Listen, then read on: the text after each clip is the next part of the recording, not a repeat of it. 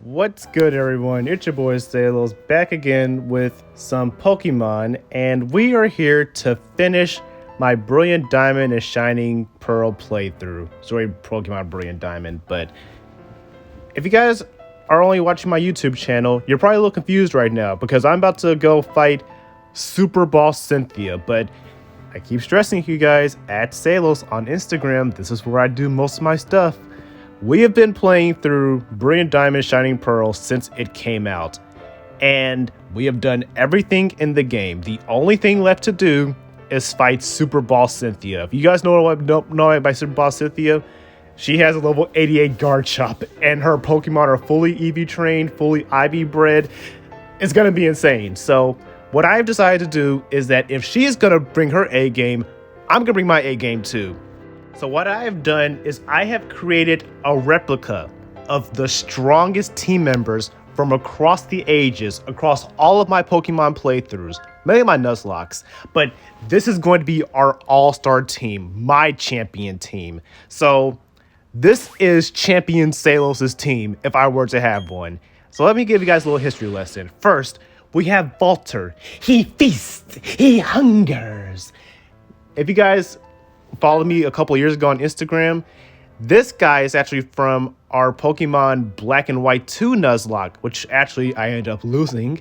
So instead of just ending it right there, I made it into a Fire Emblem lock. And I'm not gonna get into what that is, but basically one of the rules is that we had to name all of our team members after Fire Emblem characters. And we caught this Zubat at the very beginning of the game, and he carried all the way to the end. Next, we have one of our newest members, Khonshu the Umbreon. And I actually named him Khonshu because I've been watching Moon Knight lately, and I just think that Moon Knight is a very interesting character. And I think that Khonshu is the god of the moon, I believe so. So our Umbreon and Hisui didn't have a nickname, but also he was also a team member in our Heart Gold and Soul Silver Nuzlocke, and our next team was in that member too. But if you guys saw my Volo fight, you know that he's an MVP. Next, we have Bruh. It's not a nickname because this is actually a Shining Pearl exclusive Pokemon, and I just got very lucky and got off Wonder Trade. So I gave it a light screen because we're gonna need some protection. Let's be honest. But Bruh, he was a tank. I fell in love with Slowbro after that Nuzlocke. He is so tanky, and he is the reason. In our Heart Gold Soul Silver Nuzlocke, he is the reason we beat Lance. He single-handedly took down all 3 of Lance's Dragonites, and I have no doubt that he's going to do the same exact thing against Cynthia's Garchomp. So, did I say Garchomp? I meant to say Dragonite. Against all 3 of Lance's Dragonites. So, I'm very excited about this guy, and I can't wait for you guys to see all the work he's going to put in. Next, we have Mirror B. And he actually isn't from a Nuzlocke. He's actually from my Pokemon Sword and Shield playthrough. I want to be unique, and Ludicolo was actually very surprisingly good in my Sword Nuzlocke. It wasn't a Nuzlocke, it was a regular playthrough. But I would Dynamax, set up the rain, set up Swift Swim, and he would just go to town. So I know that he gets underlooked a lot, but I can't wait to show you guys just how powerful Ludicolo can actually be. Next, we have our starter. Yes, this is our actual starter. You can see that we started the day BDSP came out. I just want to show you guys this is our actual starter. We didn't go and breed a new one. This is all my Pokemon are IV bred too, okay? So everyone has good IVs except for this Infernape. So he might be a little lacking behind, but we'll see what he can do. He's our starter. He has to be here. Always trust your starter. And this is my Ampy Bomb that I've used to beat Cynthia twice now. I used it the first time as an APOM to use a baton pass strat to just use Lucario to sweep her entire team. I used it a second time with this exact moveset to kind of beat the whole game. Essentially is what I did. And yeah, it's actually, I'm not going to get into that, but there's a very symbolic meaning behind that Ampy Bomb. But he is basically our BDSP MVP, APOM and Ampy Bomb. So that's a little history lesson for you guys, for everyone who doesn't know the history behind this. And this is going to be a long video. I contemplated if I want to do like a supercut of this, but I really just want to show you guys the full experience of of my Nuzlocke run, and this is post commentary, by the way. I need to really figure out a way to how I can do this live, but here we go. And the strategy right here is actually that the first guy is the bug guy, so we're gonna actually just kind of start with him, work our way up, and hope for the best. And yeah, here we go. Hey there, Daniel. I had a hunch you'd be back for battles. I guess you could say a little bug told me. And I can just tell by the look of your Pokemon, they're beautiful and polished, of course. So now, let me show you the evolutionary power of bug Pokemon. And you guys see, we got the drip. Yeah, I changed my outfit. I was rocking that same look the entire game, the default look, because it felt right to play Diamond Pro with that. He's actually start off with the Mega. And we're going to start off with Valter. He feasts, he hungers. I miss saying that so much. Because if I actually, you guys don't know. I'm pretty sure you guys do know, because most of you guys are Fire Emblem guys. But I just really love Valter in Heroes. And I love his little line where he said, he feasts, I feast, I hunger. You're nothing but a corpse. So I actually live streamed this over on my Instagram on IGTV Live. And I would always introduce Valter. He became like a fan favorite. Like, he was the MVP of that Nuzlocke. So that's where all that came from. But we're going to easily take down that Mega. And Valter is going to go in. He is hungry today. He feasts. He hungers. Okay, I got to stop saying that. But yeah, I until that Nuzlocke, because everyone was telling me, oh my gosh, Sahlos, you gotta use the Zubat. You gotta use the Zubat. I was like, really? Zubat?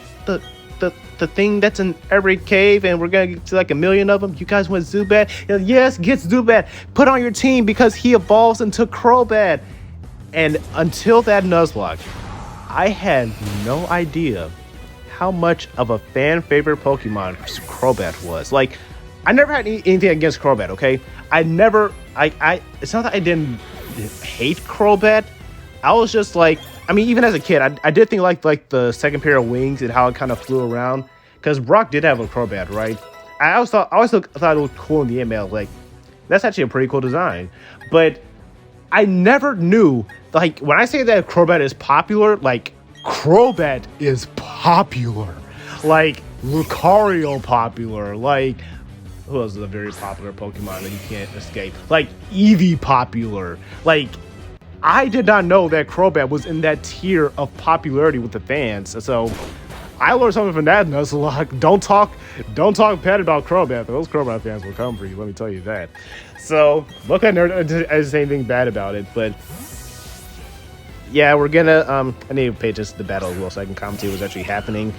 And yeah, he's gonna go for X Scissor right here. That's fine, because now we have a flying type and a fire type on our team. And I probably should give him something other than Flare Blitz, because I don't know, it's the competitive battler in me, right? Like, I would, as a competitive battler, because I also do play Pokemon competitively, I would never run 2 fire moves. Like, I would never run Flare Blitz and Fire Punch, because I just feel like having 2 fire moves is kind of useless. And usually in a 6v6 format, I do play 6v6 singles. Usually you only need your fire type for 1 or 2 Pokemon. So the fact that you take recoil damage isn't that big a deal in competitive, because you pretty much are just trading Pokemon. Like, you have to just you have to assess the team, look at the team preview, and see who needs to be taken down. And also, this is a nice little note that I really do like how Bugsy here, he has a Flygon, right? He's the Bug Elite Four member, but he has a Flygon. I just thought that was like just really cool that they're kind of hinting that Flygon is kind of like an honorable mention bug type, although he is never a bug type in any of his evolutionary lines. But fun fact about Flygon, we were supposed to get a Mega Flygon, but I'm pretty sure that most people know this by now, but we don't have a Mega Flygon because the artist got artist block, whatever that means. So they just, in turn, didn't make a Mega Flygon because they couldn't think of a design for it, which I call complete BS on that, okay? Pokemon is one of the biggest franchises in video games, like, in the world, okay? If you honestly couldn't think of a Mega Flygon design. Commission an artist. Like, there is so much Mega Flygon fan art out there. Like, there's this one fan art. I really wish I could find it. If I can find it, I highly doubt I will, because that post is, like, at this point, like a decade old at this point. So if I can find it, I will. But there was an artist. They made a Mega Steelix concept art, right?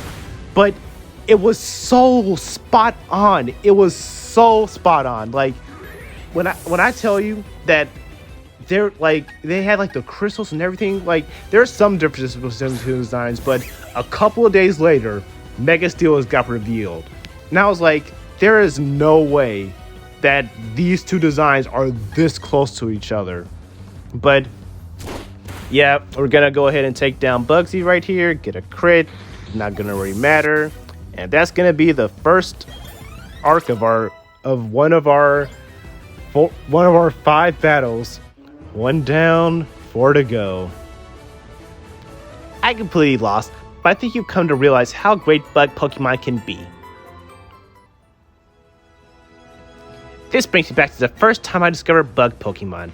I couldn't believe how they'd be polished in every skills, and ever since then, I've devoted myself to following the beauty of bug Pokemon.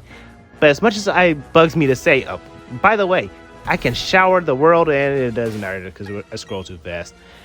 I'm going to go ahead and sit here and heal up for a little bit. But also, did you guys know that Satoshi, Masuda.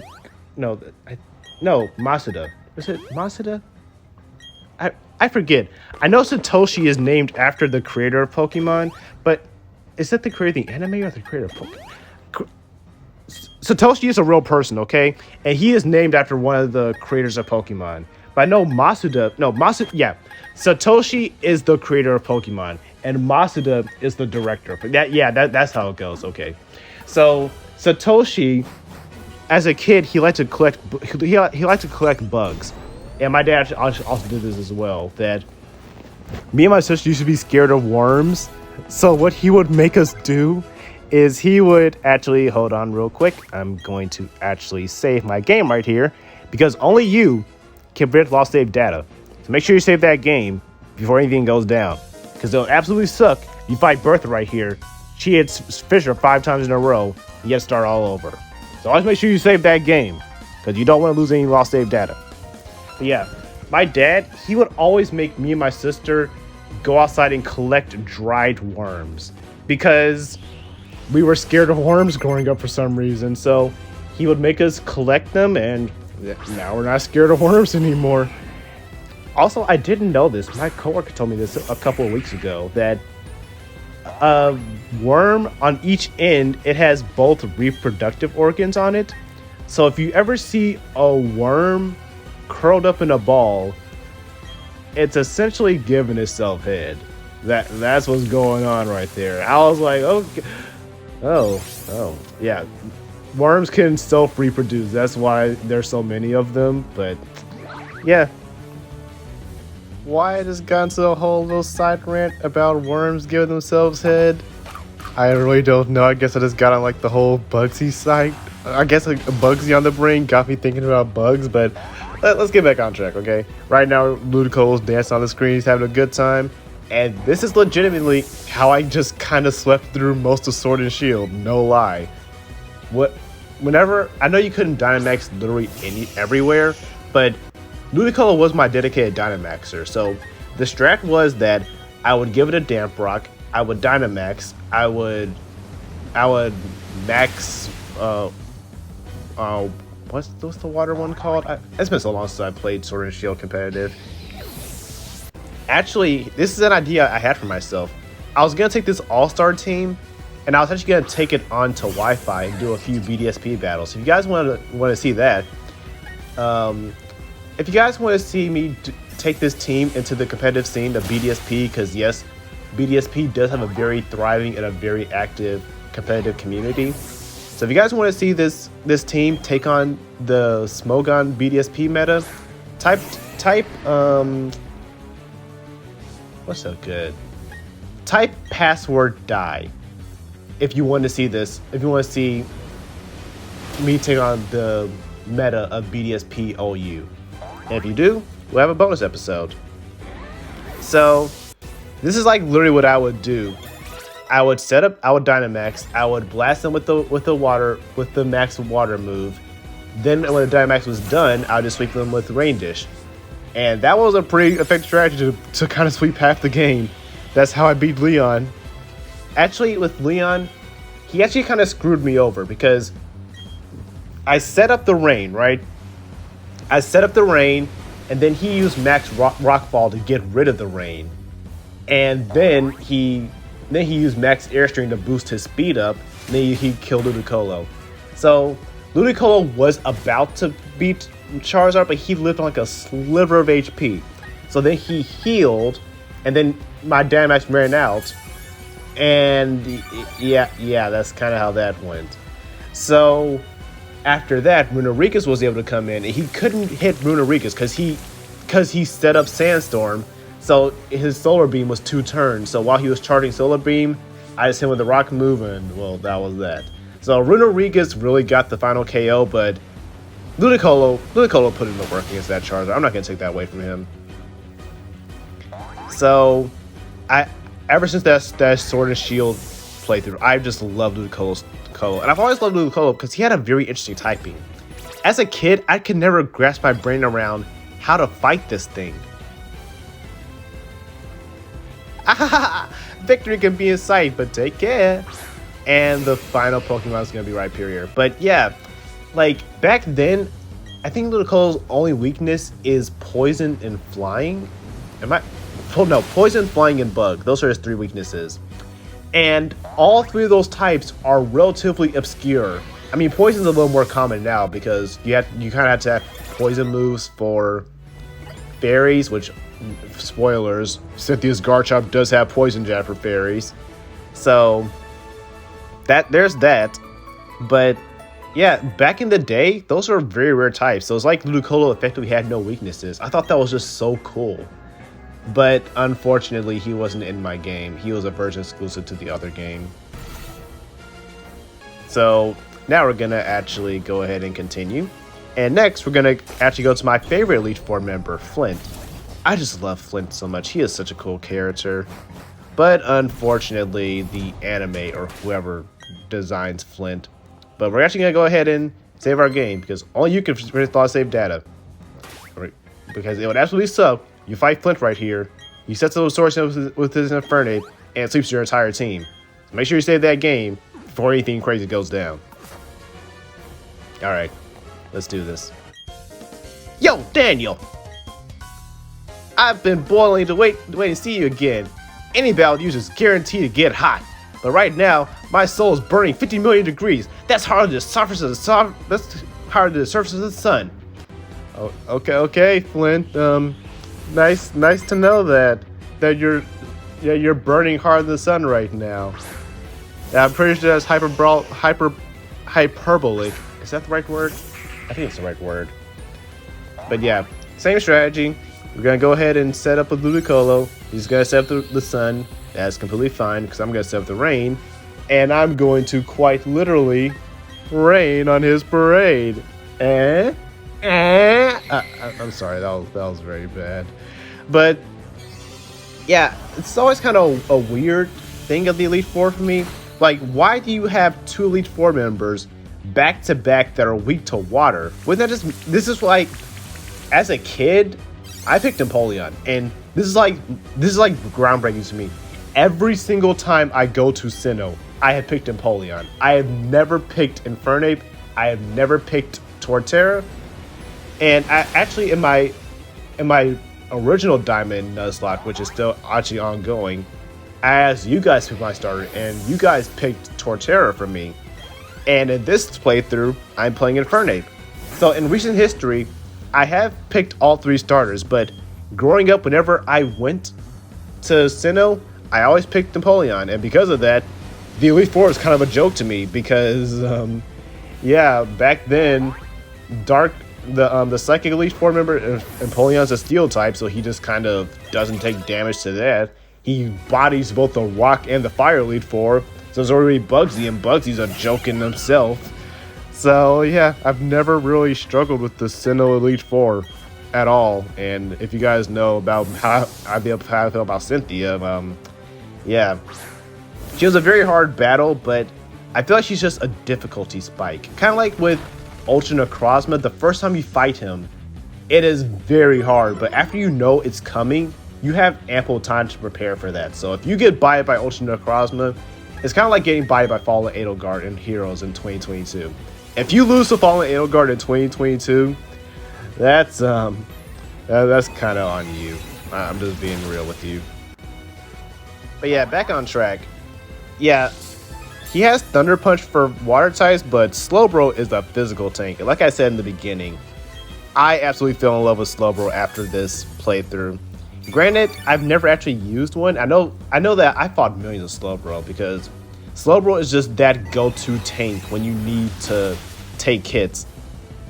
So he is like the go-to tank for competitive. So I don't know why I've never built one. I really should get on that. He's not a bad Pokemon at all. He has a very good moveset, very good tanking status, has recovery and regenerator, and just straight up recover. So I should give him a try. I mean, this one is trained up, so I might just slap him onto my competitive team. It's kind of sad that Galarian Slowbro wasn't really that great. I was sad about that one, but Poison, what was he? Poison Psychic? That's not really a great typing. I mean, the whole Quick Draw gimmick was cool. When you do Quick Draw with Quick Claw, I think you have like a 40% chance to move first, something like that. It was kind of funny how that all shaped out, but it is what it is, so it's whatever. But Slowbro's gonna take a pretty big beating right here, and the power of friendship is gonna keep saving us. Oh god. That was like what I wanted to play about this game. It's like, it's cool we have this very intense Elite Four, but who cares when you have the power of friendship on your side? It like kind of trivializes all difficulty. I'm not even kidding. Like, you can just randomly, I mean, you can't depend on it because it is random, but you literally can just get, you can get so lucky. Like, the AI can be outplaying you. I have literally been, when I was like doing some of these battles, it's great for grinding against trainers because you can just shake off status effects and you don't have to waste money or waste resources getting rid of that stuff. But come on, man, it's just like, really? I was really on the camp that they should have made this, like, that's another thing. I don't get how these are faithful remakes, quote unquote, but then they force this fetch mechanic on you. Like, it's like they cherry pick things that are going to be faithful. Same with the daycare. I put Pokemon in the daycare thinking, oh, this is like back in the day where you just drop your Pokemon in the daycare and then they basically are like hyperbolic time chambers. No, it's the freaking Sword and Shield daycare where all they do is breed. So it's like they keep some modern stuff, but it's like so cherry picked on what they actually keep. But yeah, Flint took out both our water types. That's I was not expecting that. So luckily we're gonna have Ambipom come through right here, and we are going to take down our third Elite Four member. So that is 3 down, 2 to go. Good job, Ambipom. Unbelievable! What burning passion! You're like the sun of your own solar system, Daniel!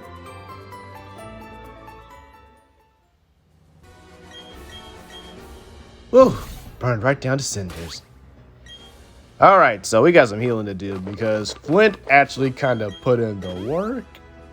So we're gonna go ahead and revive a couple of mines and heal up because this is like more of my saying in front of my Nuzlocke. You can buy more healing items, but you can't buy another team member.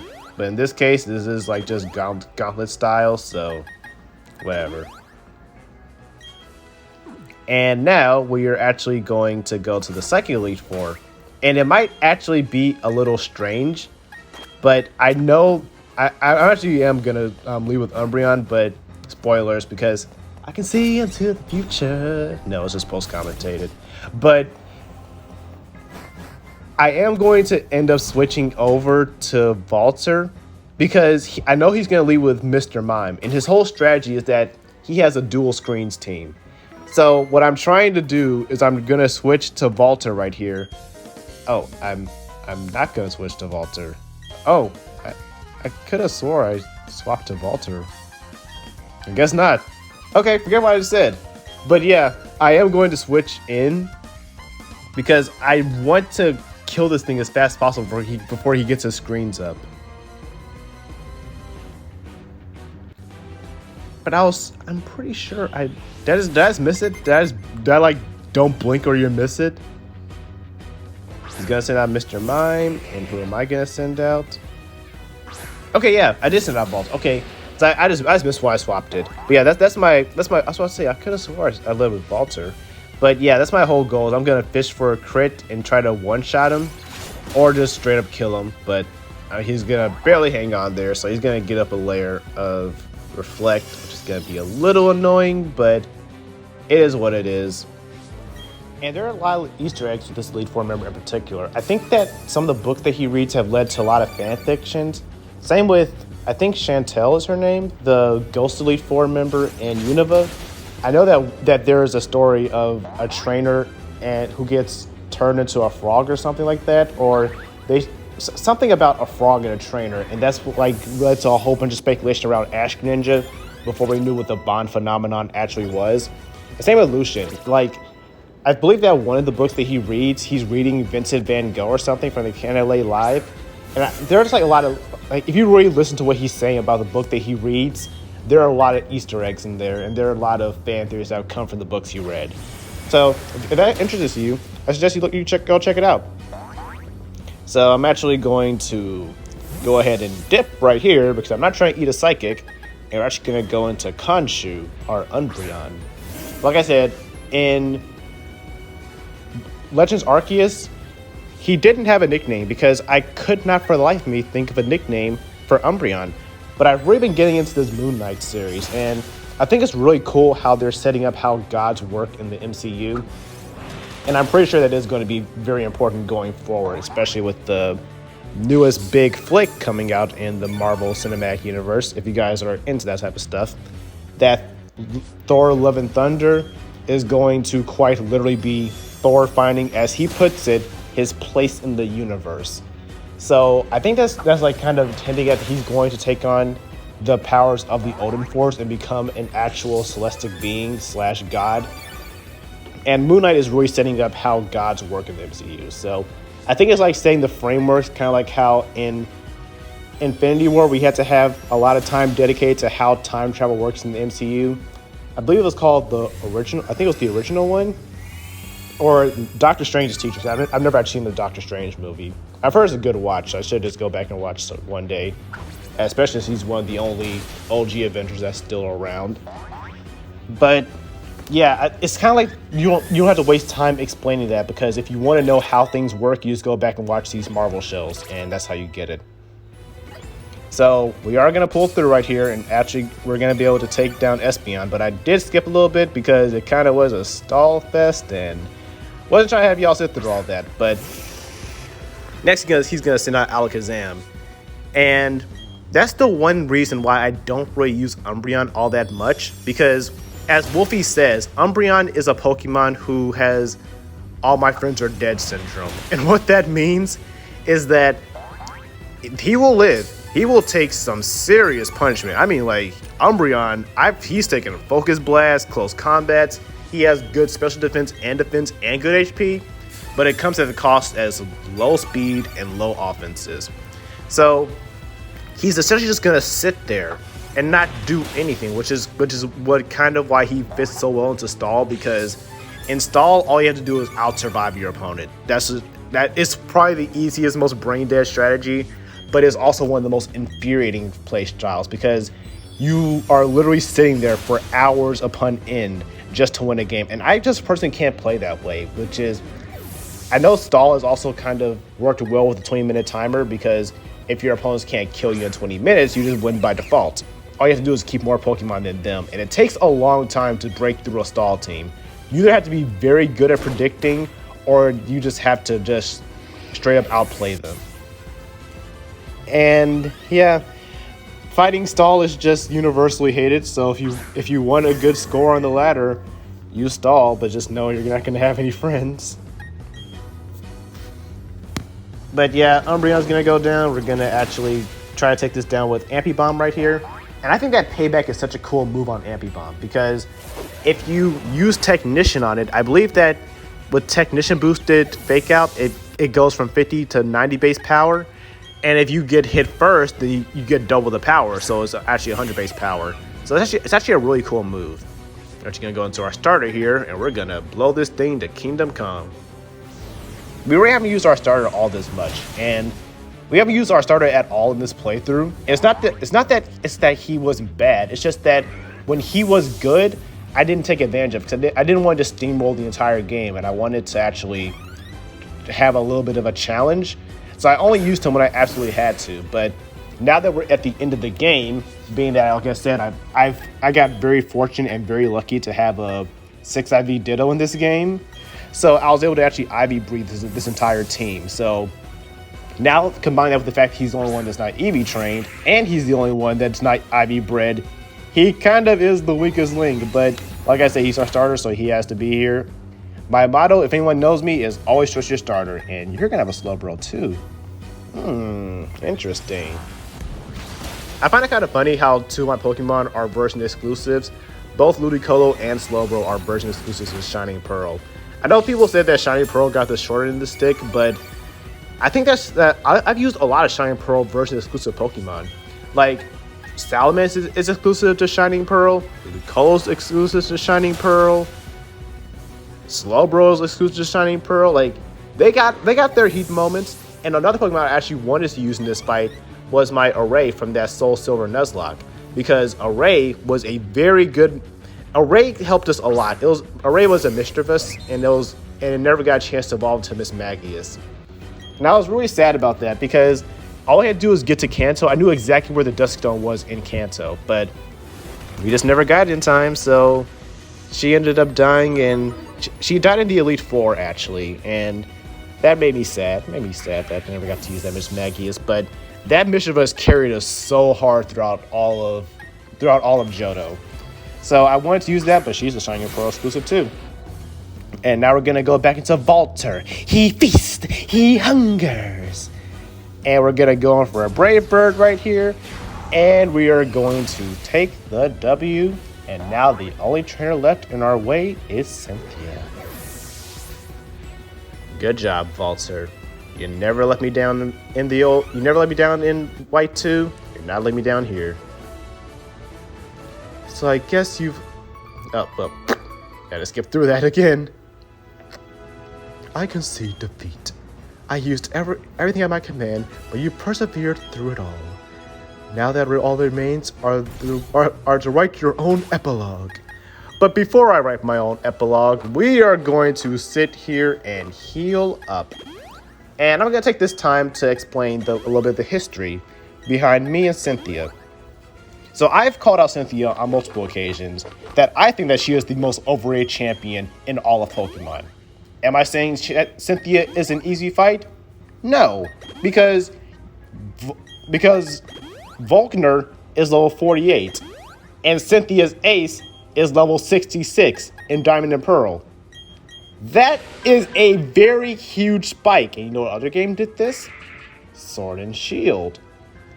When you fight Raihan, he is in his 40s. Leon's Charizard is level 65, only one level below the infamous Cynthia. And Leon's team is no slack. People like to praise Cynthia's team.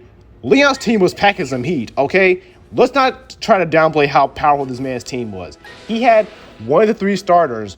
But I know people like to meme on Inteleon, but Inteleon has some of the highest offensive spreads in the entire game. I think he has like 110 speed and 120 special attack or something like that. Inteleon is a nuke. Then you have Cinderace, who literally got banned from the competitive scene. You have an Aegislash, another Pokemon that got banned. He has who else? He has Dragapult. Dragapult has become one of the most prominent Pokemon in the whole competitive scene. In the National Dex, Dragapult got banned in the National Dex format on Pokemon Showdown. So Leon had a very powerful team. But we're gonna actually go in here. And before we go in, we are going to save our game. because only you can prevent lost save data. Because it would absolutely suck. You walked in here and Cynthia's guard shop, set up 5 Swords dances and swept your whole team. It's not even possible to get 5 Swords dances, but you guys get the point. Let's do this. Thank you for coming, Daniel. As you know, I am Sinnoh's champion. Champion. Oh, that word carries so much pressure. It doesn't happen often, but when a trainer comes to challenge me, I know that they carry with them all their hopes and dreams. And so, I respect that passion by giving that all in battle, without losing a dignity and poise expected of me to champion, of course. Forgive me for aiming for petty compliments. I'll only tell you this because you defeated me before. Doesn't that mean I'm the champion? But I've said too much. Please do the honor of battling me with all your might.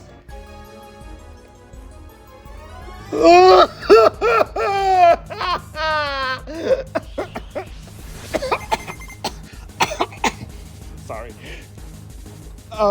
You guys do not know how terrified I was. Even just... You guys do not understand. This is a fully Eevee trained team. She has good items, and I mean, we don't really have the best items, but we're gonna start with freaking Spiritomb. Okay, we're gonna foul play. The way foul play works is the higher your opponent's attack stat is, the more damage it does.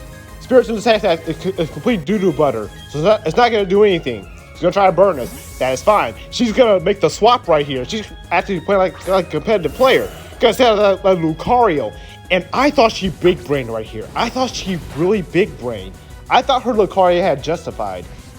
If you guys do not know what Justified does, if you get hit by a dark move, then it raises your attack stat. So, God, choked on my own spit. What freaking, it didn't have Justified. So I'm gonna swap in, take the close combat. And I forgot that Cynthia's Lucario is actually a special attacker. But for some reason, she changes to a physical moveset for some reason in this champion fight. I don't really know. But I'm glad that freaking resisted. So, it's gonna go for Earthquake right here. We're gonna eat it up. No. Yummy, delicious, nutritious. We're gonna set up I'm gonna take this opportunity to set up a light screen right here because she has some very scary special attackers on this team. Some very scary special attackers. So, I'm gonna go ahead and got my light screen up, that's fine. Gonna go for a Surf that should one-shot because her defense are lower thanks to close combat, and it is gonna be a one-shot. Brunt is already putting in the work, but I can't get comfortable. I have to keep this thing healthy because I cannot heal. I am not healing for this fight. So, she's gonna send out her Porygon Z. Slowbro has very good defense, but awful special defense, and I need this thing around for guard chop. So I'm gonna be forced to switch in something right here. So my safest switch in is Khonshu because I think I can take anything that this thing can do. Especially being that it's behind screens because Umbreon is my specialty defensive wall. As you guys see, it does absolutely nothing. That's fine. We're gonna get in the leftovers, but now the problem is all my friends are dead syndrome. Freaking, I can't do anything to this freaking Porygon. I just had to chip it down and hope that's enough. It's gonna go for Shadow Ball. I think it's especially for the special defensive move, but I know what he's aiming for. I know what the trick she has up her sleeve. But we're gonna go for foul play. Again, Porygon Z, special attacker. He's not gonna do a lot of damage. Freaking, this is the struggle of Umbreon users. And here it is. Freaking Hyper Beam. If you guys don't know what Porygon Z's ability is, it is an adaptability. What adaptability does is that it gives all your staff moves super effective multipliers. So Hyper Beam right here is hitting it as if it has super effective damage. Luckily, like I said, we're behind screens. She's gonna waste her turn. She has to recharge. I'm gonna take that chance to swap out. Again, free swap into Infernape right here. Like I said, her Porygon Z is Eevee trained. Infernape right here is not Eevee trained, so I cannot go for close combat. I'm going to go for a Mach Punch, but Mach Punch should be more than enough to knock her out, which it is. That is perfect. That is golden. We're taking down 2 of her 6 Pokemon. This is great, and her Spiritomb is already at half. This is great. We're in a good position right here. Oh God, I'm not even in the battle, and I'm still stressed now, like I'm on the edge of my seat. And here comes the freaking Milotic.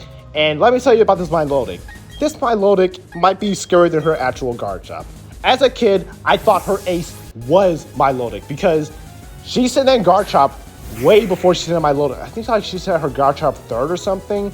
But I had Mesprit, so it couldn't hit me with Earthquake, so it had to go for Dragon Rush.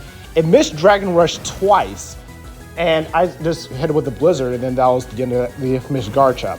But this freaking Milotic took me so long to beat as a kid. I kid you not. I was sitting there for like 3 minutes, like for 10 minutes. I said 3 minutes. I wish it was 3 minutes. But my electric type, I didn't use Luxray. I used a freaking Pachirisu. So you guys tried taking down a Milotic with Pachirisu, and oh my gosh, my voice is starting to go right here. Oh my gosh. Luckily, Ludicolo is a monster. Ludicolo, the Charizard Slayer, is gonna take down the PTSD of my childhood. Oh god, my voice is really going. I'm so sorry, I'm coughing all you guys' ears. But, oh god. Okay, half her team is down, and we have not lost a single Pokemon. This is fantastic, but I cannot let this go to my head. This is Cynthia at the end of the day. She can, and this freaking Togekiss right here. This Togekiss right here, I already know the strategy about this thing. It's going to try to set up a Thunder Wave and just gonna go for an Air Slash. You guys don't know what Togekiss's ability is. It is Serene Grace. What Serene Grace does is that any secondary moves have an increased chance to actually land. Alright, I got some water. I had to drink something because my voice was starting to go. Oh my gosh.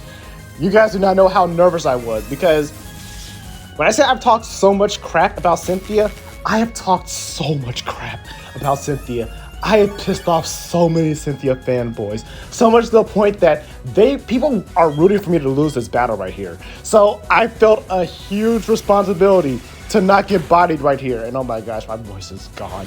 Give me that cup of water. Crobat, you've served your purpose. I should not have switched in so aggressive right there. I should have just let Ludicolo go. But I didn't because I am thinking about that Garchomp. That Garchomp scares me immensely. So the reason I risked Air Slash like that is because if it comes down to it, I'm going to have to switch in my Ludicolo. And I'm going to set up the rain on something else so I can outspeed the Garchomp. Because I can only outspeed the Garchomp if I am under rain. Garchomp has the highest, in this game, in this generation, Garchomp has one of the highest speed tiers in the entire game. So it is very, very difficult to outspeed a Garchomp in Gen 4. So I had to really play around this. I think like the only thing that can outspeed Garchomp is like Ampibomb and Crobat. So I'm gonna switch out Ampibomb right here because Ampibomb has Fake Out, which is priority. So I'm gonna need all my priority. I'm gonna need all my little tools to outspeed, and I'm going to send in Concha right here. Thanks to Synchronize, I'm going to be able to burn the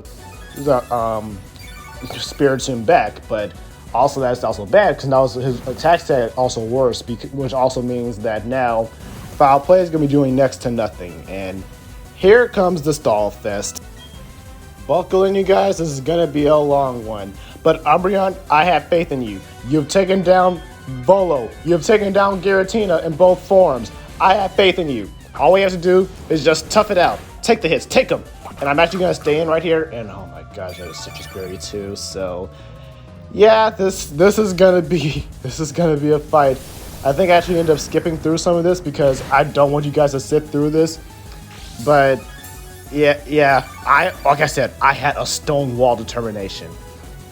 And if it really came down to it, I kept Baby Doll Eyes on Umbreon because if you guys don't know, Baby Doll Eyes has priority.